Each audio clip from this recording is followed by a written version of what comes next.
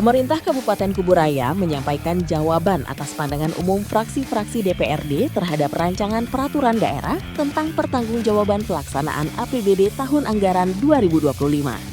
Bupati Kuburaya, Sujiwo, mengapresiasi berbagai saran, masukan, dan kritik konstruktif yang disampaikan DPRD sebagai bahan evaluasi untuk meningkatkan kualitas pelayanan kepada masyarakat.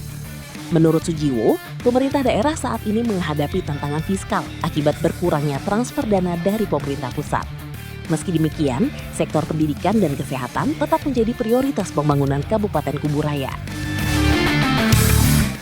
Saya menghadiri dan sekaligus tadi menyampaikan pidato untuk menjawab pandangan umum fraksi-fraksi DPRD. Dan ini protap ya, proses yang normatif, tahapan dalam paripurna dalam agenda-agenda tertentu.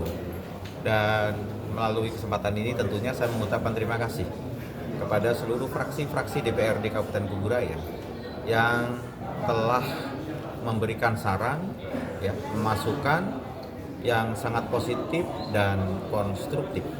Tentunya masukan, saran, kritikan dari fraksi-fraksi untuk menjadi atensi seluruh OPD yang terkorelasi, ya, harus ditindaklanjuti dan diatensi. Kami akan mengikuti proses dan tahapan-tahapan berikutnya.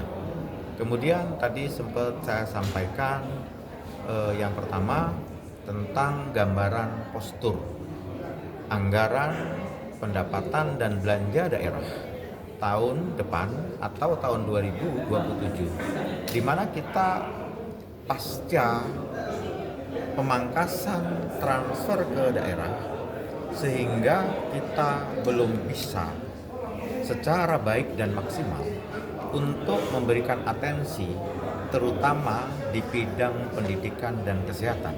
Saya sebagai kepala daerah sangat mempunyai harapan dan dukungan dari DPRD ketika untuk membuat postur anggaran di tahun depan, di mana kami akan memberikan atensi terhadap pendidikan dan kesehatan, yang sebenarnya pendidikan dan kesehatan itu salah satu bidang, beberapa bidang yang mendapatkan atensi secara nasional, maka di situ ada mandatory spending-nya, seperti infrastruktur. Tentunya ketika ingin memaksimalkan, anggarannya dari mana? Nah, ini pertanyaannya. Maka saya atas persetujuan DPRD akan mengurangi belanja di infrastruktur, khususnya untuk jalan-jalan poros ekonomi. Tetapi volume pembangunan jalan poros ekonomi insya Allah tidak akan berkurang, karena kami akan berupaya untuk menutupi anggarannya dari APBN. Ya, memang salah satunya di CSR. CSR ini ya yang dari pihak pengusaha yang memang harus kita maksimalkan. Peranan seperti kami di sini di komisi-komisi itu akan dibahas untuk peningkatan CSR-nya. Ya kalau mau jujur ya mungkin masih banyak ada yang main kucing-kucingan masih yang banget. Ya itu ya, ini yang akan dikejar atau ditargetkan rekan-rekan dari DPRD yang belum memaksimalkan CSR-nya. Gimana? Tergantung. Biasanya CSR ini untuk tempatan yang untuk masyarakat di sekitar perusahaan itu. Apa kebutuhan masyarakat itu, misalnya untuk sekolahan yang memang udah ada layak, ya bisa aja pakai dana CSR. Jalan antara desa, antar daerah itu. Bantuan sosial. Ya, terutama sosial. Oke. Pemerintah daerah juga terus berupaya memperkuat kemandirian fiskal melalui optimalisasi pendapatan asli daerah, efisiensi belanja, pemanfaatan program CSR, serta memperkuat komunikasi dengan pemerintah pusat dan pemerintah provinsi.